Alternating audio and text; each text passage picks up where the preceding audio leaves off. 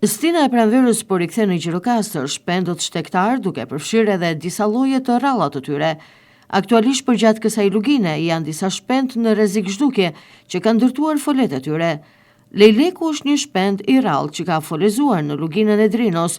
Ky lloj numëron më pak se 10 çifte në Shqipëri dhe listohet si lloj i rrezikuar në mënyrë kritike për zhdukje. Pjesë e shpendëve të rrallë të rikthyer është edhe një lloj i kalit të qyqes në rrezik zhdukje. Ambientalistët apelojnë për mbrojtjen dhe mosdëmtimin e këtyre shpendëve.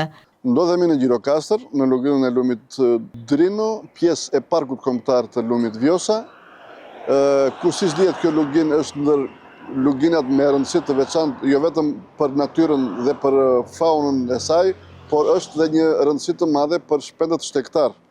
Lugina është një korridor shtegtimi për të gjitha llojet e shpendëve të cilët kalojnë nëpërmjet Afrikës, Ballkanit dhe në Evropën veriore dhe e kundërta. Gjatë periudhës së shtegtimit, me 10 lloje kalojnë në këtë luginë, ku ndër të cilat disa lloje kryesore zgjedhin këtë luginë dhe për folezimin e tyre. Pikërisht jemi tani në një nga territoret që Lejleku ka zgjedhur të folezojë.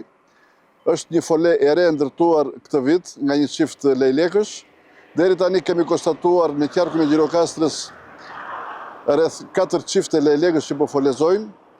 Lejleku vitet e fundit preferon që të folezojë në qarkun ton. Gjithashtu edhe gjatë kësaj periudhe kemi konstatuar dhe 2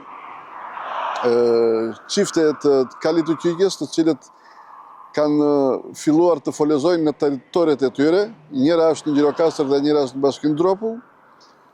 Neve jemi në monitorim të vazhdueshëm të këtyre shpendëve, në mënyrë që këta të ruhen nga dëmtuesit dhe nga helmimet. Zona e Gjirokastrës ka një florë dhe faunë mjaft të pasur dhe të larmishme, që po shërbejnë edhe si atraksion turistik për vizitorët dhe dashamirësit e mjedisit.